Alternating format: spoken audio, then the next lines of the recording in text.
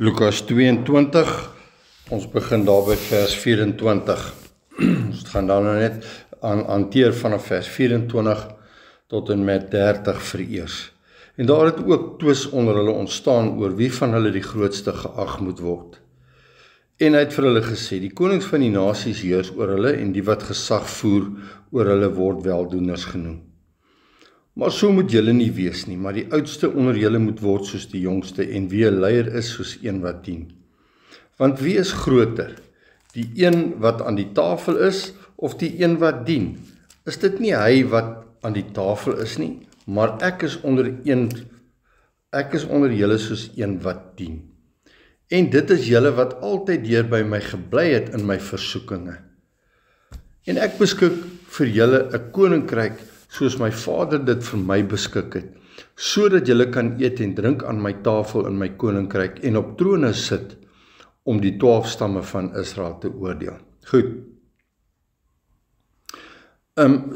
So hier ontstaan 'n debat tussen die disippels, want ons sien Jesus is aan die einde van sy bediening en hy praat van hy's op die plek waar hy vir sy disippels sê, goed, my kruisiging is naby en dis tyd vir my om my koningskap op te neem. So hulle het nie verstaan waaroor dit gaan nie, hulle kon dit nie verstaan nie. En geen mens, ek gee nou nie om wie hy is nie, sou kon weet presies hoe dinge sou uitwerk in terme van Christus se kruisiging en sy opstanding en alles waarmee dit gepaard gaan. Hy sou dit nie kon, niemand sou dit kon uitwerk voor die tyd nie. Want ons moet ook verstaan dat die koms van die Messias volgens die Jode in daai tyd was gewees. Hy sou op die troon van Dawid sit en hy sou op Dawid se troon, met ander woorde die plek waar Dawid geheers het. Onthou, Dawid was waarskynlik die enigste koning wat koning was oor Juda en oor Israel. En so Christus kom en hy volgens sy bediening het hulle die heeltyd soos wat Jesus bedien en al die wondertekens en alles wat hy doen, dui vir die aanhoorders daarop dat hy gaan hier op aarde regeer as 'n koning wat op Dawid se troon sou sit. So, en in hierdie gesprek wat hier besig is om af te speel, besluit die disippels, maar hulle moet uitwerk wie van hulle gaan watter rol vervul in sy koninkryk. En dit is mos maar altyd wat gebeur met die mens. Die mens wil altyd, hy's daar vir homself. Jy kan nou maar gaan kyk, en mense maak hulle skuldig daar, ek het myself skuldig daaraan gemaak en ek dink nie daar's veel mense wat dit nie doen nie, maar jy wil altyd kyk hoe jy jouself kan verbeter. Jy wil altyd kyk, watse hoër posisie kan jy inneem? Waar kan jy nou regeer?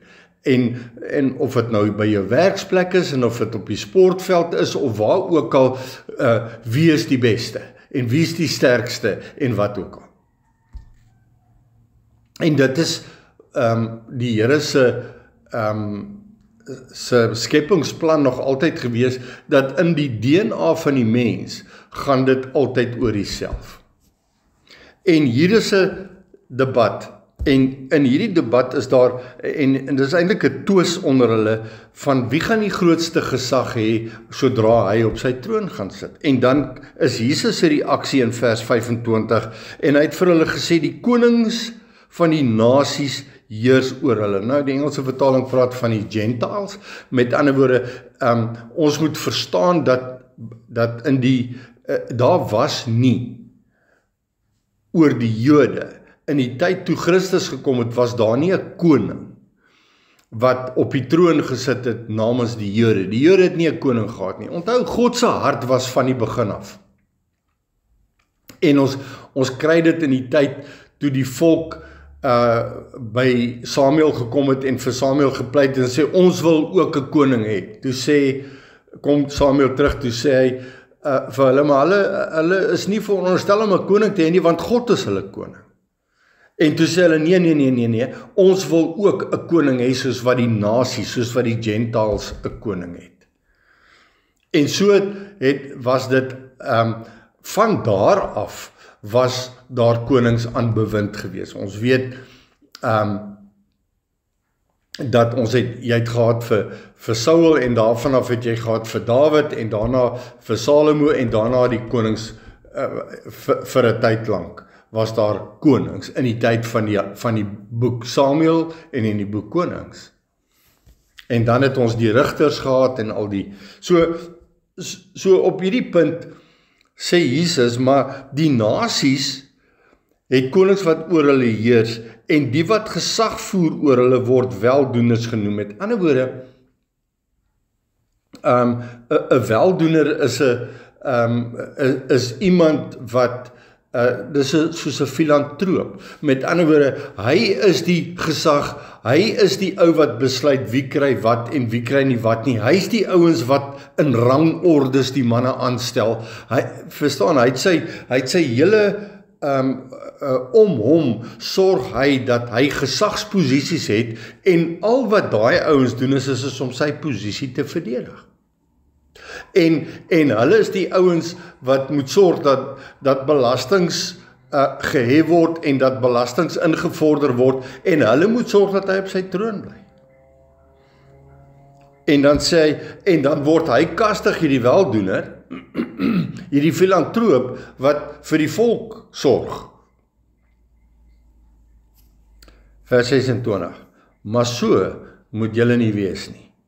Maar die oudste onder julle moet word soos die jongste. So kom ons kyk geestelik na hierdie woorde wat Jesus gebruik. Die oudste onder julle, so wat Jesus per implikasie sê is, en dit gaan nie oor oud en ouderdom nie, dit gaan oor die wat geestelik die verste gevorder het in volwassenheid as 'n gelowige.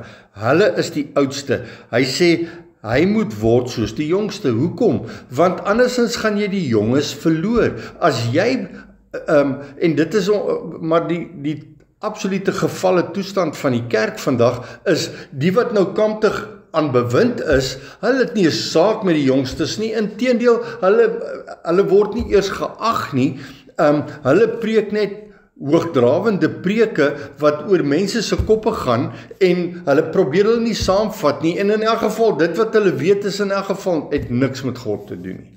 So hy sê, so hierdie is 'n instruksie vir hulle wat deel het aan die koninkryk van God. En hy sê, die oudstes onder julle moet word soos die jongstes, en hy sê onder julle met baie spesifieke doel. Hy sê dit nie vir die wêreldse kerk nie. Hy sê dit vir ons as gelowiges, die oudstes onder julle moet word soos die jongstes. Wat is die beginsel? Daar is mos 'n beginsel wat geld, wat sê, dat jy moet so vinnig stap, soos wat die stadigste ou is wat saam stap. So met ander woorde, jy kan nie vooruit loop, of vooruit hardloop, en jy's nie daar om te kyk hoeveel mense jy kan beïndruk met jou kennis nie. Jy moet altyd terugtree in diegene waarmee jy besig is om in disippelskap 'n pad te stap, moet jy sorg dat jy by 'n plek begin waar die persoon waarmee jy 'n pad van disippelskap stap, dat jy hom nie verloor omdat jy te ver vooruit gaan nie. So jy beweeg so vinnig soos die stadigste ou is. Dis die punt wat Jesus wil maak. En dan sê hy, en wie 'n leier is, soos een wat dien. Nou wie sou die leiers wees? Die leiers is die ouens wat nou al 'n pad met die woord gestap het, met ander woorde die ouderlinge en die voorgangers. Hy sê, hulle moet wees soos een wat dien. Met ander woorde, jou rol is nie 'n gesagsrol nie, alhoewel dit gepaard gaan met geestelike gesag. Met ander woorde, jou gesag is jou kennis, en dan is jou rol is om te dien. Met ander woorde, jy gaan die jonges in die koninkryk se hand vat, en jy gaan hom help om die dinge van die koninkryk te verstaan, en dit is wat dien beteken.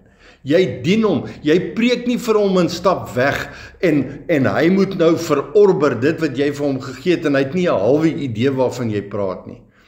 En dit is die lieflikheid van wat in ons midde gebeur is, die Here het vir ons 'n disipelskap model gegee en ons stap met mense van ons werk saam boeke deur, daar's nie 'n manier wat een ou alles weet en die res sit net en luister nie. Goed.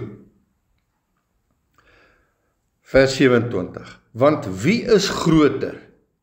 Die een wat aan tafel is of die een wat dien? Jesus vra 'n vraag. Wie is die groter een? Die een wat aan tafel is of die een wat dien? Nou hoekom vra hy die vraag? Want binne die raamwerk van die koninkryk van God is gewoonlik die een wat aan tafel sou wees aan die verkeerde kant. Die een wat aan tafel is die een met die gesag.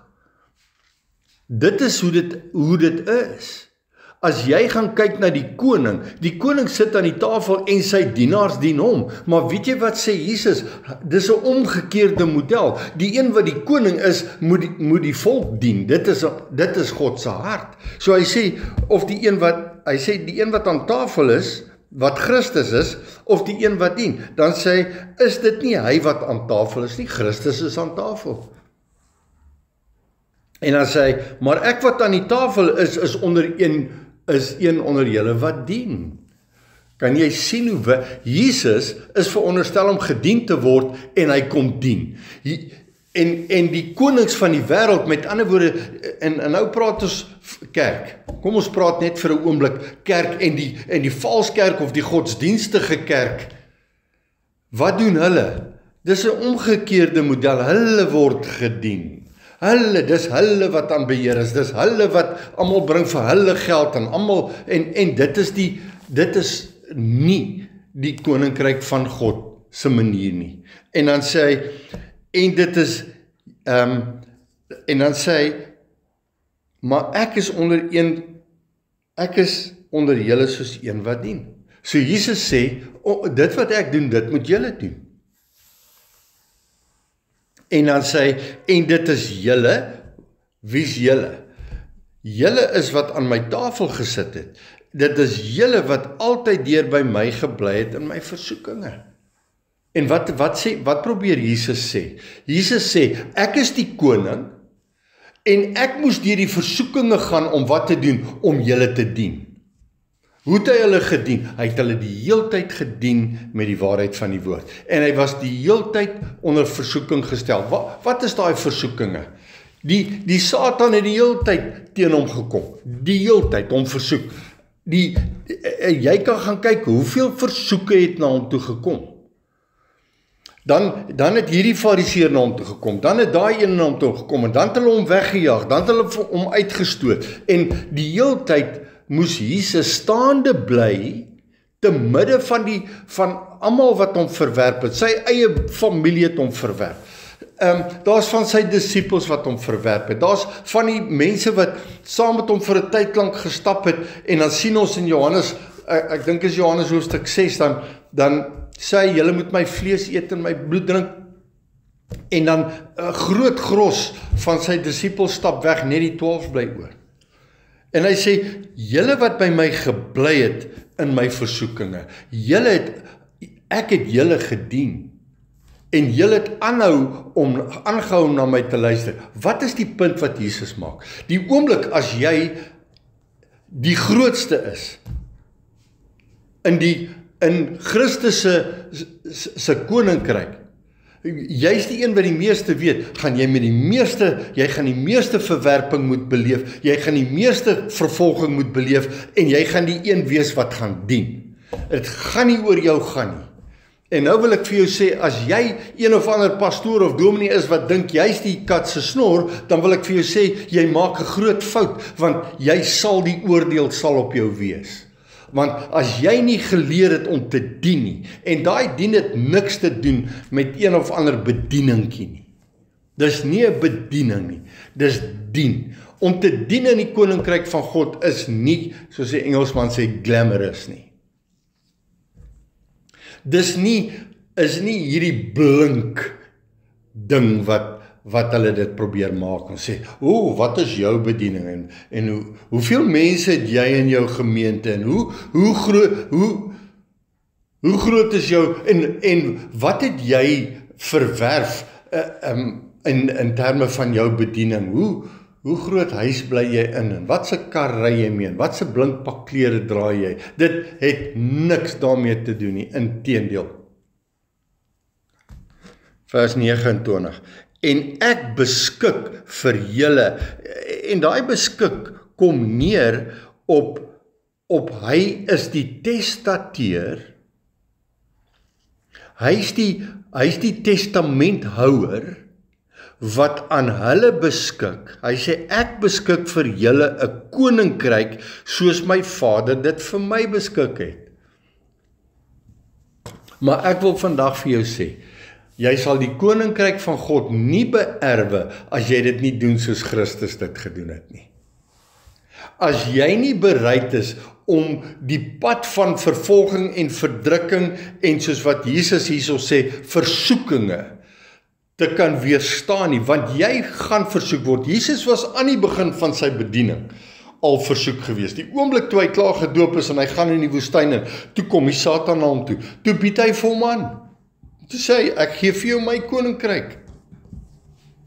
En hy word versoek op verskeie gebiede. Hulle wil hom die hele tyd aanstel as koning. Dan sê hulle, kom, u gaan nou na u troon toe gaan. Ons wil nou hê u moet koning oor ons wees. En mense het agter hom aangestroom in hordes. Sodra hy 'n wonderteken broodvermeerdering, dan stroom hulle aan. As hy iemand gesond maak, dan stroom hulle agter hom aan. As hy iemand uit die dood het opwek, dan moet hy net koning wees. Hierdie moet die man wees wat oor ons moet heers. En Jesus vermy hulle elke keer. Hy vermy hulle elke keer. Kan ek gou vir jou sê, die gevaarlikste ding vir 'n ou wat meer kennis het as meeste, is dat mense wil hom koning maak. Mense wil hom net, jy moet na daai ou gaan luister. Gaan luister net na daai ou. En dan is dit versoekings wat kom. En dan is dit asof die Here vat jou net al hoe laer af. En dan partykeer dan dink jy, het ek enige iemand wat ek bedien? Ja, ons is so 'n ou klein groepie by mekaar. Here, maar hier's mense wat hierdie woord moet hoor. Nee, maar dis nie hoe ek werk nie. Die Here werk nie so nie. Die Here hardloop nie agter getalle aan nie. Die Here se model is 'n omgekeerde model. Die ou wat die hoogste is, moet die laagste word, sê hy. Dis 'n omgekeerde model. Die wêreld sê die ou wat die hoogste is moet bo wees en dis soos 'n piramideskema. En onder is daar groot getalle. Van hulle het miljoene volgelinge. En die ou wat reg staan voor die Here gaan lyk soos 'n verloorder. Dit is net hoe dit is. En jy moet vrede maak daarmee. Ek wil vir die broers sê, veral vir die broers wat besig is om te groei in terme van hulle kennis van Christus. Weet maar net een ding. Jy gaan nie 'n groot following hê nie. Jy gaan drips en draps mense hê wat jy gaan bedien. Vra maar vir Paulus. Paulus was groot, maar hy het maar 'n klein skaretjie gehad wat na hom geluister. Baie klein.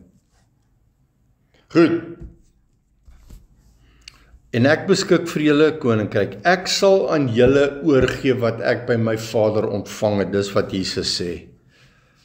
Vers 30. Sodat julle kan eet en drink aan my tafel in my koninkryk. En dit is nou seker een van die grootste vals interpretasies van die skrif is om te sê, eendag wanneer Christus terugkom op die wolke en hy trek ons en hy kom haal ons en die wegraping het plaasgevind, dan gaan ons aan sy tafel gaan sit. En kan ek gou vir jou sê, as dit jou evangelie is, gaan jy dit alles mis. Want sy tafel is klaar voorberei. Wanneer was sy tafel klaar? Die dag toe hy opgevaar het en gaan sit het in sy koningskapsposisie. Die koning is klaar op die troon, sy troon kom nie, hy is klaar op die troon, die woord is duidelik daaroor, en sy tafel is in gereedheid gebring, en jy moet nou aan sy tafel sit. En as jy nog nie hierdie lynwoord gehoor het nie, dan sê ek dit vandag vir jou.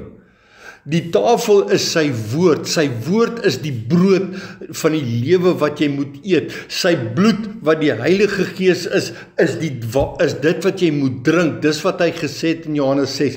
En as jy gaan wag vir Christus om terug te kom, sodat jy aan sy tafel kan sit, gaan jy vir ewig sy tafel misloop. Ek sê dit kategories vandag. Sy tafel is klaar in gereedheid gebring. Die tafel is gedek. Hy sit aan die tafel as koning en hy is besig om ons te bedien met wat? Met die dinge van die koninkryk wat hy vir ons in gereedheid gebring het. Hy sê sodat julle kan eet en drink aan my tafel in my koninkryk wat nou aan die gang is. En hy sê en op trone sit nie eendag nie. Hy sê nie vir sy disippels julle gaan eendag op trone sit nie. Hy sê sodra ek opvaar, gaan julle op trone sit. Wat is die trone? Hy is besig om sy apostels in plek te stel wat die Bybel nog moes skryf nadat hy opgevaar het, waarvan Paulus een was, en jy kan maar gaan kyk al die briewe wat geskryf was en al die boeke wat geskryf was, Handelinge en alles wat geskrywe was nadat Jesus opgevaar het. Sê julle sal op 12 trone sit. Wat sê hy daarmee? Julle sal pen op papier sit, alles wat julle aanskou en gesien gebeur het en alles wat ek verkondig het, en dan gaan ek nog vir julle goeders wys wat julle gaan neerskryf, en so gaan die tafel op papier gestel, die voedsel wat op die tafel is, dit is wat die woord van God is, sal julle skryf, julle sal op trone sit, en die 12 stammes van Israel sal, om hulle te oordeel. Wat is die oordeel? Die woord is die oordeel. Elke woord wat ons spreek, is die woorde wat oordeel. Elke woord wat in die Bybel staan, is die woorde wat oordeel. En as jy dit nie kan raak sien nie, wil ek dit vandag vir jou sê, dat moenie die koninkryk van God mis, deur nie die woorde te sien wat hy geskryf het, wat jou of gaan oordeel om deel van sy koninkryk te wees, of gaan veroordeel tot ewige verderf nie. En dis die oordeel. Jesus het op 'n stadium gesê, jou woorde sal jou oordeel.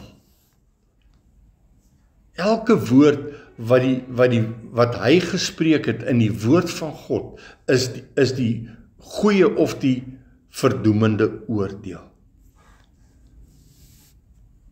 Goed, ons gaan oor na vers 31 tot 34, waar Petrus gewaarsku word. Ek lees en die Here sê, Simon, Simon, kyk, die Satan het vurig begeer om julle soos koring te sif. Maar ek het vir jou gebid dat jou geloof nie ophou nie. En as jy eendag bekeerd is, moet jy jou broeders versterk. En hy het vir hom gesê, Here, ek is gereed om saam met u selfs in die gevangenis en in die dood in te gaan. Maar hy antwoord, ek sê vir jou Petrus, die haan sal vannag nie kraai voordat jy 3 maal geloon het dat jy my ken nie. Goed, so kom ons kyk wat Jesus hier besig is om vir Simon te leer en hom voor te berei. Hy sê Simon, Simon. Nou Simon, wanneer die Here 2 keer die naam gebruik van iemand. So dink gou, kom ons sê jou naam is Andrei. En hy kom en hy sê, Andrei. Dan sê hy, nou moet jy luister wat ek vir jou gaan sê. As hy sê, Jaco, dan moet jy weet, hy het jou aandag nodig en hy sê, luister nou mooi wat ek vir jou gaan sê. Kyk, so kom ons gebruik Jaco as 'n voorbeeld. Hy sê, Jaco, kyk, die Satan het vurig begeer om julle soos koring te sif. Wat beteken dit? Ek weet nie of die julle die regte vertolking is daar nie. Ek dink dit is singular. Die Satan het vurig begeer om jou wat Simon is, soos koring te sif. Ek dink dit is die regte vertolking van hierdie vers. Want hy praat die hele tyd met hom. Hierdie waarskuwing is vir hom, nie vir julle nie. Andersins sou hy gesê het, Simon, julle, maar hy sê Simon, vir jou. Kyk, die Satan het vurig begeer om jou soos koring te sif. Nou, waaroor gaan die koring sif? Nou, wat gebeur met koring sif? Nou, dit klink asof dit 'n siffie is wat hy vat en hy gooi koring daarin en hy sif die koring uit. Maar weet jy wat, dit is daai ding van kaf en koring. Wat gebeur, wanneer koring van die land afkom en dit word op die dorsvloer gesit, dan loop daar mos 'n os wat 'n ding agterna sleep en wat al hierdie koring uittrap. En dan word hierdie koring met 'n vurk in die lug opgegooi en dan kom die wind en die wind waai die kaf weg en die koring val dan op die dorsvloer en dan wanneer hulle al die kaf uitgesif het uit die koring uit, dan word die koring gehou en daarmee word brood gemaak. En dis die beginsel wat Jesus hier vir Petrus gebruik om vir Petrus te sê, hy noem hom nou Simon. Hoekom Simon? Want dit is sy vleeslike naam. Dis die naam wat hy mee gebore is. En dit is wat gebeur wanneer jy God vanuit jou vleesmens uitdien. Ek is nou hierdie belangrike persoon en my naam beteken iets en dan beteken jou naam niks nie, want dit gaan nie oor die naam nie. Dan sê hy, Simon, in jou vlees sal die vyand dit regkry om jou uit te sif. Wat sê hy? Hy sê, hy gaan winde van lering stuur wat jou soos kaf gaan vat en jy gaan rondgevat word deur hierdie wind. Dit is waar, so hulle moes wag dat daar 'n wind kom. Wanneer hulle die kaf van die koring geskei het, moes hulle wag vir 'n wind om te kom. En wanneer jy dit in die lug, die koring saam met die kaf in die lug opgooi, dan gaan die koring grond toe en die kaf waai weg. Maar jy sien dit, die Satan wat ons soos koring wil sif, is presies wat hy doen. Hy kom met winde van lering. Ons kry dit in Efesiërs 4 onder andere, daar's 'n paar plekke. Maar in Efesiërs 4, ek moet nou maar miskien net gou vir die net vinnig so toe blaai. Efesiërs 4 vanaf vers 11. En dan sê en hy het gegee sommige as apostels, ander as profete, ander as evangeliste, ander as herders en leraars om die wat te doen. Om die hier's nou die koninkryk, nê. Hier is die toerus en moenie weg meegesleer word met apostels en wat is ek? Is ek 'n apostel of is ek 'n profeet of is ek 'n evangelis of is ek 'n herder of 'n leraar? Dis 'n preek vir 'n ander dag, maar kom ek vir jou sê, hy sê om wat te doen? Om die heiliges toe te rus vir hulle dienswerk. Wat het Jesus nou net gesê? Dien.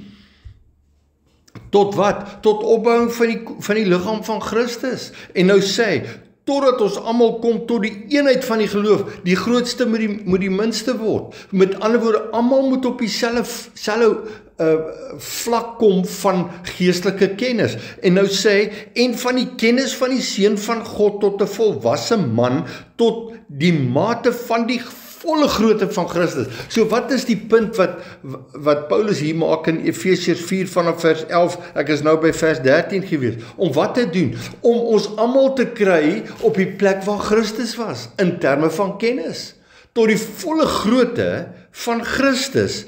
Hoekom? Vers 14, sodat ons nie meer kinders sou wees, met ander woorde onvolwasse geestelik sou wees nie, wat soos golwe geslinger en heen en weer gedryf word deur elke wind van lering. Kan jy sien? Winde is lering.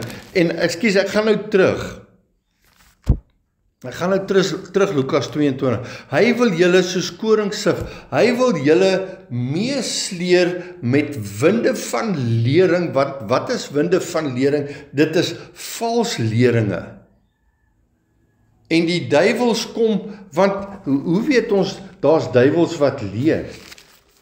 1 Timoteus 4 sê die volgende, maar die Gees, Heilige Gees, vers 1, 1 Timoteus 4 vers 1, maar die Gees sê uitdruklik dat in die laaste tye sommige van die geloof afvallig sal word en verleidende geeste en leringe van duiwels sal aanhang. En leringe van duiwels sal aanhang. Daar's duiwels wat leer, daar's verleidende geeste wat leer. Maar jy dink, ag nee, die duiwel het geen invloed nie, en weet jy wat, dis alles net 'n, wil ek amper sê, 'n speelpark van Christendom. Daar's 'n geweldige stryd in die lig, wat jy en ek nie kan raak sien met die blote oog nie. Daar's 'n geweldige stryd in die lig, en meeste Christene val vir die valsleringe wat besig is om verkondig te word deur valsleraars. Maar Jesus sê, Jesus gaan aan en dan sê hy vir Petrus, hy sê, maar ek het vir jou gebid, vers 32, maar ek het vir jou gebid, dat jou geloof nie ophou nie. Jesus bid vandag nog, hy het gesê, ek gaan na my Vader toe en ek sal vir julle intree by die Vader. En weet jy wat, Jesus het sy oog op ware gelowiges. Hy het sy oog op ware gelowiges. Hoekom? Want hulle is sy kinders, hulle is deel van sy koninkryk en hulle is vir hom absoluut belangrik. Ek wil nie sê super belangrik nie, want dis nou maar die ding van vandag.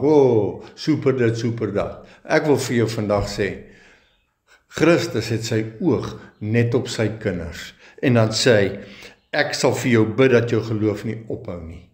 Want jy sien, die oomblik as jou geloof ophou, is jy weg. Want wat is geloof? Jy sien, dis 'n ander valslering wat aangebied word om te sê, geloof is, glo dit net. Glo net. Moenie worry nie, glo net. En dan weet jy nie eers wat jy moet glo nie, want jy's nie geleer wat om te glo nie. Wat is geloof? Ons kry dit in Romeine hoofstuk 10. Geloof dan is die volgende, ek moet dit nou gelees, ek kan dit nou parafraseer, maar ek gaan dit nou nie heeltemal korrek sê nie. Romeine 10 vers 17 sê, die geloof is dus uit die gehoor. Geloof gaan oor gehoor. Wat is gehoor? Geestelike ore. Geloof is uit die gehoor. Nou, gehoor is nie noodwendig net hoor wat iemand anders te sê nie. Dit is die hoor wat jy hoor in jou gees wanneer jy die woord lees. Jou gees hoor wat jy lees uit die Bybel uit. En dan sê hy, en die gehoor is deur die woord van God. En dit, luister mooi, dit gaan nie net oor prediking nie. Dit gaan ook oor wat hoor jy as jy die Bybel lees. Maar weet jy wat, mense hoor so min, want hulle lees so min. Hoe meer jy lees, hoe meer hoor jy wat die woord van God vir jou wil sê. En dit bou jou geloof. Goed, so Jesus sê, dat jy nie sal, eintlik wat Jesus vir hom sê, Petrus, ek hoop nie, jy gaan ophou luister nie, na die geestelike dinge toe nie, maar dat jy sal aanhou om te hoor, sodat dit jou geloof sal nie laat ophou nie.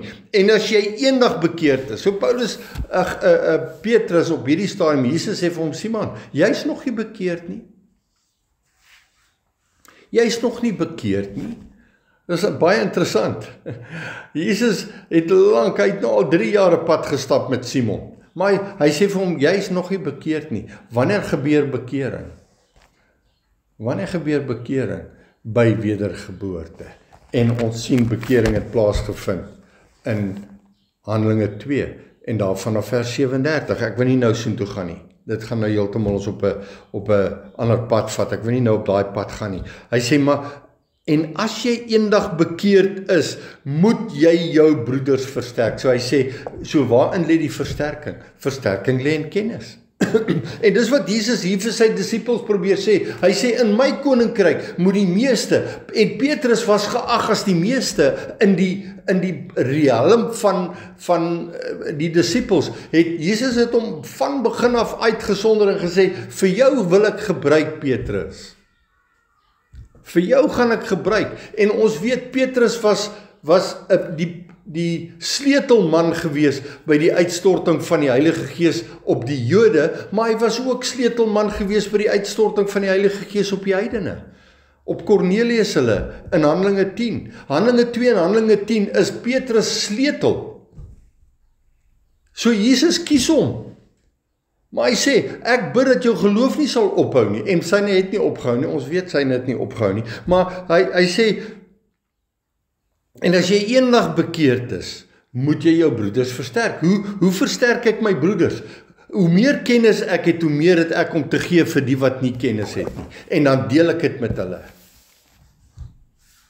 Maar eendag as jy bekeerd is, en ons sien die bekering gebeur wanneer die Heilige Gees uitgestort word, wanneer hulle Jesus Christus aanneem as verlosser en saligmaker, wanneer hulle laat doop, dan ontvang hulle die gawe van die Heilige Gees om hulle te help om van daar af aan te stap, sodat hulle ander kan help. Vers 33. En dan onmiddellik tree hy op uit die vlees uit. Sy reaksie is onmiddellik. Ag Here, so baie dankie dat U my nou so in 'n posisie gestel het. Kom ek sê gou vir U. En hy het vir hom gesê, Here, ek is gereed om saam met U selfs in die gevangenis en in die dood te gaan. So hy het nog nie eers wat sê Petrus hierso? Petrus dink Jesus gaan net gevange geneem word. En dan sê hy, en in die dood ingaan, wat hy eintlik sê is, eendag gaan U sterf as koning, en ek is bereid om saam met U te sterf. Maar hy besef nie waaroor dit gaan nie. Hy het nie 'n klou nie. Hy het nie 'n klou wat hy sê nie. Hy's net so braaf, want weet jy wat, dis een ding om te sê, ek gaan saam met hom staan wanneer hy gekruisig word, en wanneer Petrus sien wat eintlik besig is met hom te gebeur, dan staan hy heeltemal eenkant. Maar ons moet ook verstaan, daar was 'n doel daarvoor gewees, so ek wil nie nou daarop ingaan nie. Vers 34 dan sê hy, maar Jesus antwoord, ek sê vir jou Petrus, die haan sal vandag, binne die volgende paar ure, sê hy, gaan die haan kraai, nie voordat jy my 3 maal geloon het, dat jy my nie ken nie. Jy gaan loon, jy gaan ontken dat jy my ken. En jy gaan dit 3 keer doen voordat die haan kraai. Jesus sê in een van die ander gedeeltes, dan sê hy, die haan gaan nie 2 keer kraai voordat jy my nie 3 maal verloon het nie. Want, kan ek gou vandag vir jou sê, en ek sê dit kategories in hierdie opname vir jou vandag, jy sal Jesus loon as jy hom in die vlees probeer dien. Jy sal hom loon. Jy sal ontken dat jy hom ken. Wanneer jy op daai warm plek gesit word, waar mense jou gaan begin bevraagteken, waar jy vir hom moet gaan staan, gaan jy teen hom staan. Ek het dit al 'n paar keer beleef in my lewe, waar die Here sê, gaan sê vir daai persoon, hy's met vals goed besig, en die oomblik as jy dit vir hom sê, dan sê hy, wie is jy om vir my te sê? Wie dink jy is jy? Want weet jy wat, dis wat loon beteken. Want loon is, wanneer jy Jesus uit die vlees uitdien, want dit was Simon hier. Simon het hom in die vlees, hoe weet ons dit? Want hy's Simon. Hy sê, Simon, jy's vir die oomblik Simon. En dan hier aan die einde sê hy dan Petrus. Ek sê vir jou Petrus. Petros. Met ander woorde, rots. Ek gaan nog die gemeente op jou bou, Petrus. Ek gaan jou nog gebruik.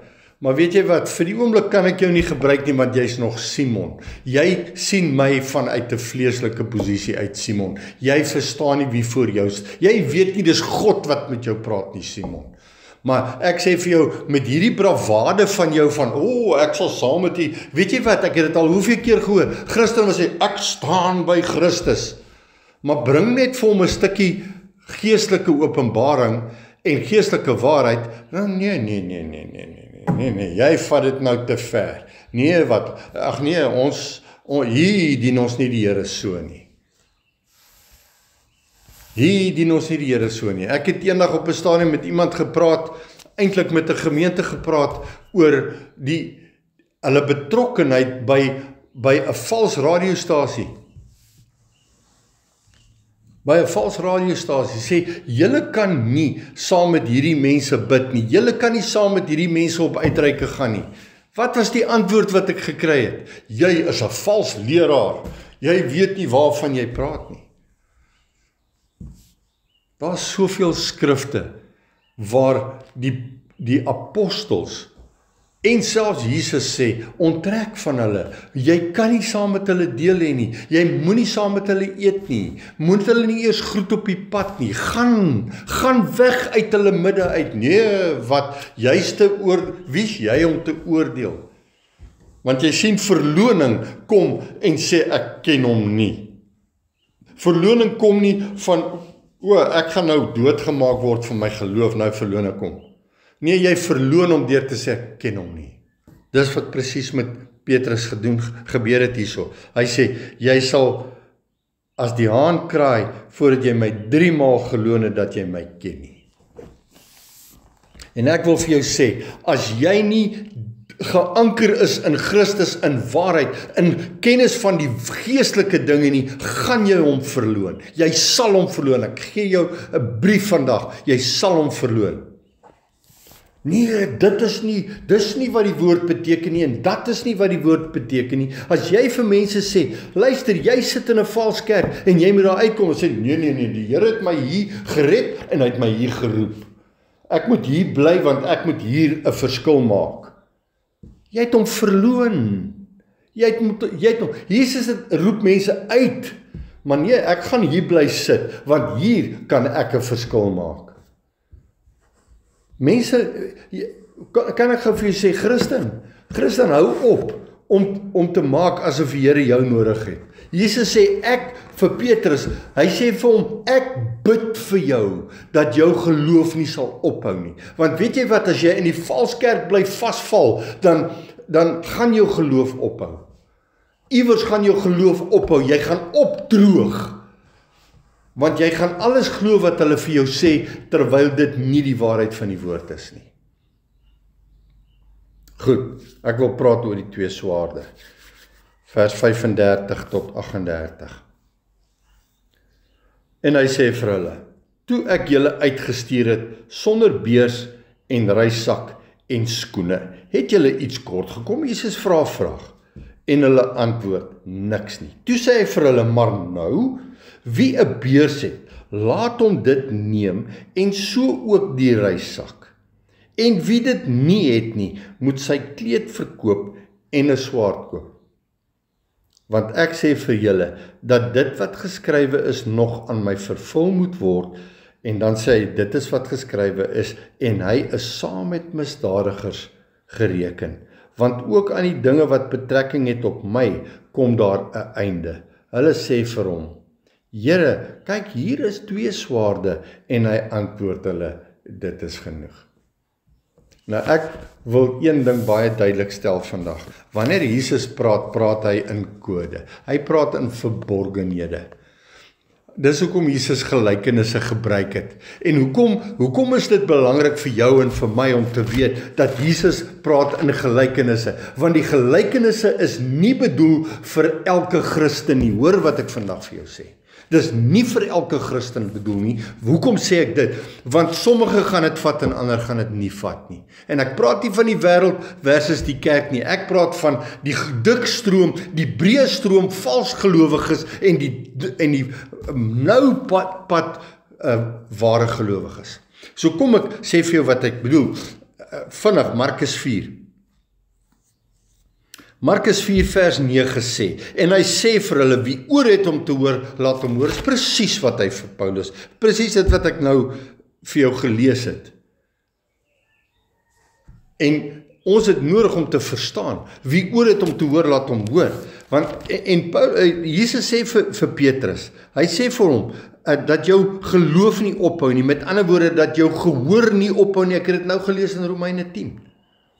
Wie oor het om te hoor, laat hom hoor. En Jesus sê weer hier, en hy sê vir hulle, wie oor het om te hoor, laat hom hoor. En vers 10, Markus 4:10, en toe hy alleen was, sê hy, het die wat saam met die 12 rondom hom was, hom na die gelykenis. En nou vra hulle vir hom, wat beteken dit wat u sê, wie oor het om te hoor, laat hom hoor? En dan het hy het die hele gelykenis vertel oor die saad. En dan sê hy sê vir hulle, aan julle, wie is die julle?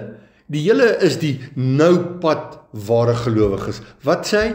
Wie is die noupad ware gelowiges? Sê hy, dis die breë pad. Hy sê nee, dis die noupad en min gaan daarop. Die breë pad is nie die wêreld versus die kerk nie, dis die vals Christene versus die ware Christene. En pas op dat jy nie dink jy's op die noupad, maar dalk is jy saam met die ander op die breë pad nie. Jesus sê, smal, nou is die poort en smal is die weg wat lei tot die ewige lewe. En hy sê, breed is die pad en baie gaan daarop is die pad na die verderf. En die breë pad is Christene, sogenaamde Christene. En ek sê nou vir jou, die breë kerk van vandag is die breë weg.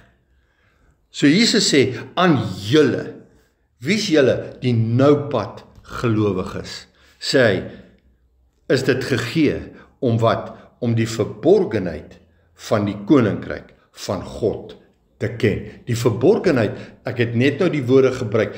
Jesus praat in kode. Hy praat in iets wat toe is vir die blote oog. En die blote oog, meeste Christene interpreteer die skrif vleeslik. Nou, ja, dis duidelik, mens weet wat hier staan.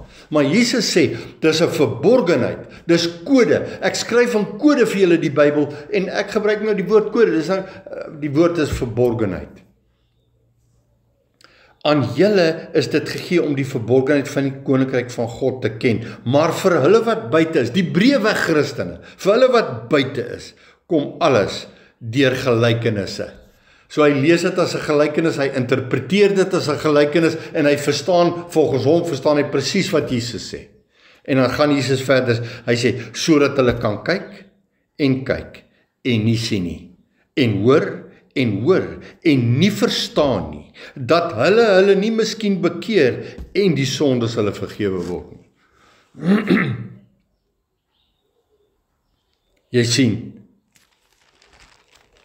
Jesus, wanneer hy hier met Petrus praat, of met sy disippels praat oor die twee swaarde, dan is daar 'n kode in opgesluit. Daar's 'n verborgenheid. Kom ons kyk gou, wat is hierdie verborgenheid? En hy sê vir hulle, toe ek julle uitgestuur het, sonder beurs en reissak en skoene, het julle iets kort gekom. Nou waaroor gaan die beurs en die reissak en die skoene? Want dis die verborgenheid waarna ek verwys. Hy sê, toe julle met beurs en reissak en skoene, het julle iets kort gekom, en hulle antwoord niks nie. Jesus stuur sy disippels uit. Jy kan dit nou maar gaan lees, dit staan op 'n paar plekke in die woord, maar onder andere kry ons dit in Lukas 10. Jesus stuur hulle uit. En dan sê hy vir hulle, moenie beurs, reissak of skoene aantrek nie. Nou waaroor gaan die beurs? Jy sien, die Fariseërs ek wil amper 'n gameplan, maar hulle manier van gefunksioneer het was, hulle het partykeer het hulle na hulle gemeentes toe hy het sy sinagoge, en dan partykeer dan gaan doen hy huisbesoek. Klink dit bekend? Dan gaan doen hy huisbesoek, en dan gaan hy, wanneer hy huisbesoek doen, en dan moet jy weet, daar's partykeer van sy wijk se mense, ek gaan dit nou wijk noem, dit is maar die punt. Dan gaan hy na sy wijk se mense toe, en dan gaan doen hy huisbesoek, en dan is daar partykeer van sy wijksmense wat nie kerk toe kom nie, of wat nie sinagoge toe kom nie. Dan gaan hy met sy reissak en sy beurs. Sy reissak is, hy gaan nou rondgaan, en dan gaan hy nou oral, gaan hy huisbesoek aflê. En so, een keer 'n jaar, dan gaan die fariseer, of kom ons noem hom nou maar die priester, dan gaan hy doen 'n huisbesoek. Dan vat hy sy beurs saam, hoekom? Want hulle doen fondsinsameling vir die kerk, vir die sinagoge. Hy trek skoene aan. Hoekom skoene? Jy sien hulle het hulle fancy klere drag aan, want dis waarmee hulle die mense beïndruk. Jy kan maar sien. die ouens wat die indruk maak en die ouens wat mense beweeg is die ouens wat en dit het nou maar ongelukkig in die tradisionele kerk het ek dit beleef. As jy gaan huisbesoek gaan doen het as die en as ekskuus maar ek moet dit sê maar as dominee gekom het, dan het almal was gereed om hom te ontvang en dan het hy met sy koevertjies gekom en dan het mense hulle beursies oopgemaak. En dan sê hy, het julle iets kort gekom, dan is hulle antwoord niks nie. Jesus sê, in sy koninkryk het ons nie nodig om vir mense te manipuleer om geld te gee nie. Of om ons te huisves en vir ons kos te gee en vir ons wat ook al te gee nie.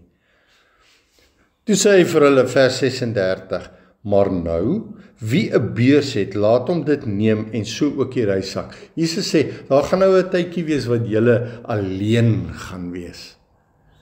Julle gaan nou alleen wees en julle moet nou maar, julle gaan nou vir 'n paar dae selfvoorsienend moet wees. Julle gaan niks kan doen nou nie, want daar moet iets gebeur. En Jesus gaan en hy word gekruisig en hy word vir 2 dae in die graf gesit, voordat hy opstaan. En dit gaan aangaan vir nog 'n tyd, totdat Jesus, en dit was 'n 50 dae periode, vandat Christus gekruisig is, totdat hy opgestaan het en opgevaar het en sy Heilige Gees uitgestort het 50 dae. Goed, Jesus sê en wie dit nie, en dan sê hy, en wie dit nie het nie, wie nou nie hierdie beurs of reissak het nie, en wie dit nie het nie, moet sy kleed verkoop en 'n swaard koop. Hoekom moet hy sy kleed verkoop? Jesus werk nie met die ouens met kleed aan nie. Jesus werk nie met die ou wat sy graad verwerf op universiteit en hy bring sy sogenaamde bediening vanuit die kleed wat hy dra nie, want dit is hulle autoriteit. Hulle autoriteit is ek het my graad op universiteit verwerf, ek dra 'n toga en my toga is my gesag. Dis die gesag waarmee ek kom. Jesus sê, verkoop daai toga, want met daai toga het jy geen gesag nie. Jesus is ons gesag. En as Jesus, en dan moet jy 'n swaard koop. Interessant, Jesus sê, nie jy moet swaarde koop nie. En wat verteenwoordig ons? Ons is nog steeds besig met verborgenhede. En Jesus sê, jy gaan 'n swaard moet koop. Wat is die swaard? Die swaard is die woord van God. Jesus sê, jy moet maar sorg dat jy 'n Bybel het.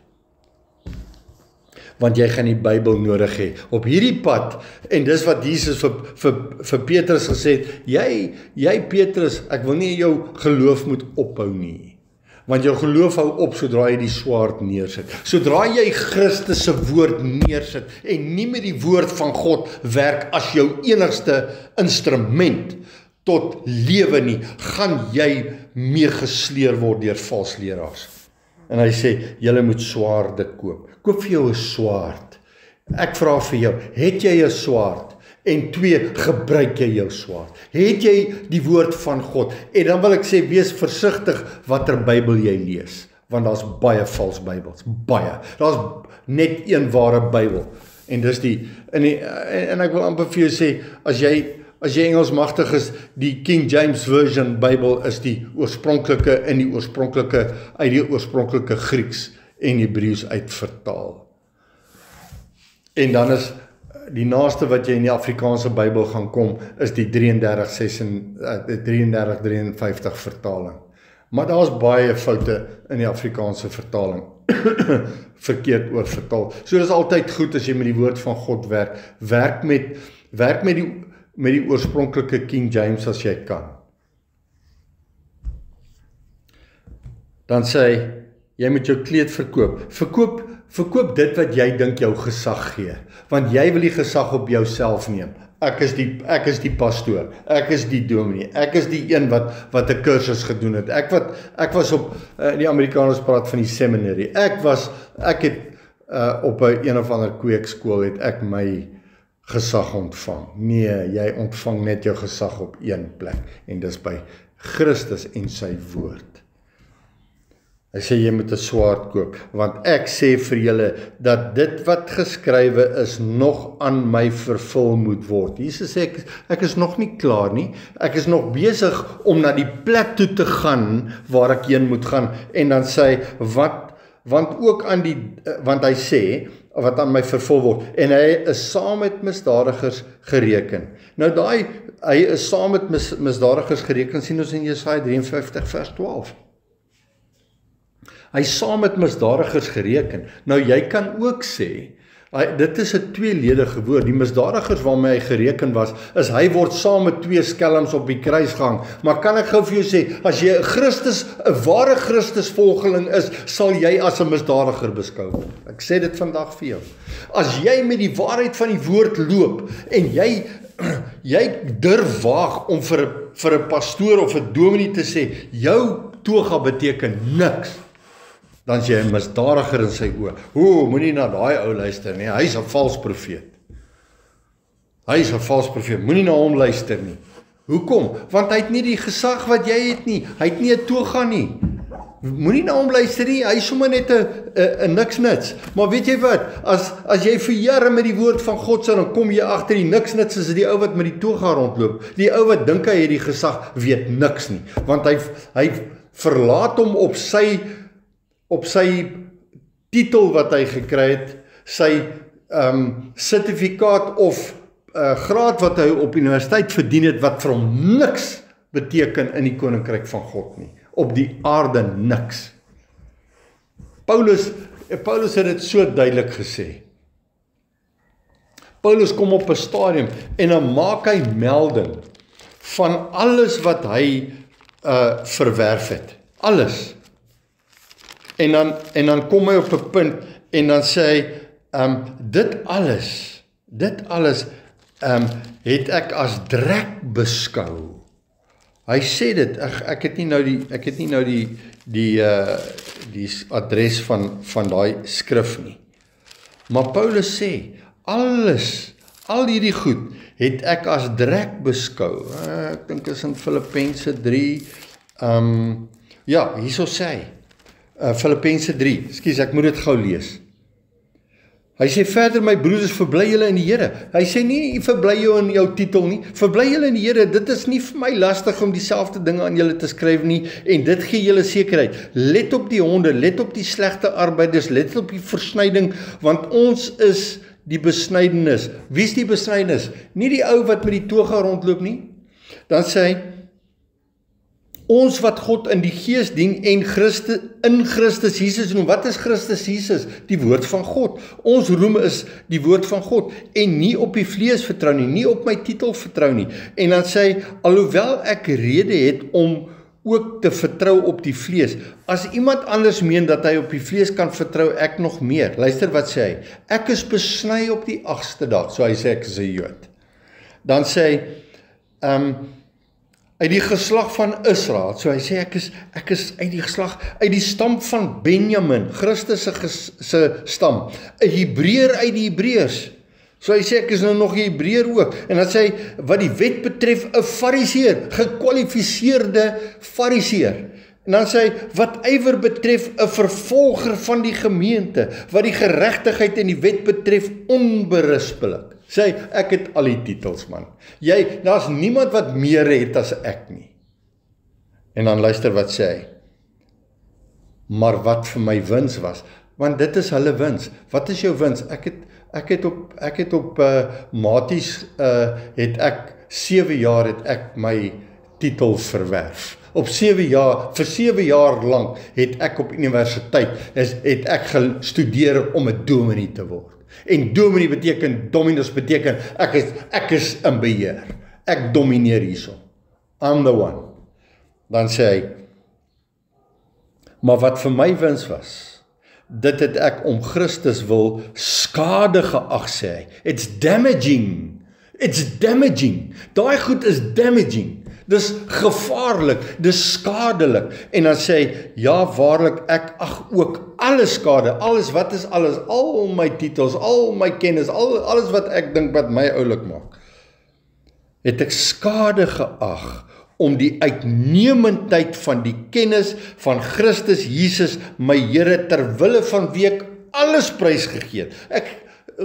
Dis hoekom Jesus sê, verkoop jou toga maar. Verkoop maar jou dit wat jy nou aan vashou. Het ek prys gegee. En dan sê hy, en as drek beskou, om Christus as wins te verkry. Ek het dit as drek beskou. Jesus sê, hy sê, gaan verkoop jou kleed. Hoe moet jy jou kleed verkoop? Moet jy gaan geld kry vir jou kleed? Hy sê, raak ontslaaf van jou kleed, man. Raak ontslaaf van jou titel. Jy het nodig om jouself tot 0 te verklaar en dan begin jy jou op te bou in Christus, in die woord van God. Kry vir jou 'n swaard. Hy sê, ek is by die misdadigers gereken. Christus is by ons gereken wat niks het nie. Kan ek vir jou sê, Christen, as jy nog nie die pad van 'n verloorder gestap het in die oë van die wêreld nie, dan het jy nog nie saam met Christus jou kruis gedra nie. Meeste Christene se probleem is hy soek die kroon, maar hy wil nie die kruis dra nie. Ek wil vandag vir jou sê, sonder die kruis is daar nie 'n kroon vir jou eendag nie. Sonder die kruis geen kroon nie. Goed. Dan vers 37 se laaste deel. Want ook aan die dinge wat betrekking het op my, kom daar 'n einde. Jesus sê, dit sal alles, betrekking het op my, Jesus sê, my bediening gaan tot 'n einde kom, en dan het julle alles wat julle nodig het, om my koninkryk te kan beerwe. Dan sê hy, hulle sê vir hom, Here, kyk, hier is 2 swaarde, hulle sien dit in die vlees, hulle sien die swaarde as fisiese swaarde, Jesus sê ons, julle gaan nou moet veg, wees maar gereed om swaarde te pluk, en ons weet, daar was 'n swaard getrek, kyk, hier is 2 swaarde, en hy antwoord hulle, dit is genoeg. Dit is genoeg. Wat is die 2 swaarde wat Jesus na verwys? Die swaard is die 2-snydende swaard. En wat doen die 2-snydende swaard? Die 2-snydende swaard het een van 2 uitwerkings op jou lewe. Dit gaan jou insny in sy koninkryk, of dit gaan jou uitsny. Jou hart gaan besny word deur hierdie swaard, en hy gaan of jou hart insny in die verlorenheid in, of in die lewe van Christus in. Dit hang af hoe jy met die swaard gaan werk. Meeste Christene werk nie eers met die swaard nie, maar die wat nog met die swaard werk verkeerd met die swaard. Hy gebruik die woord van God om homself te verhef. En daai swaard moet jou bring by 'n sterf van jouself. Die swaard is die kruis in jou lewe. Daardie plek waar jy sterf van jouself, sodat jy Christus kan beerwe.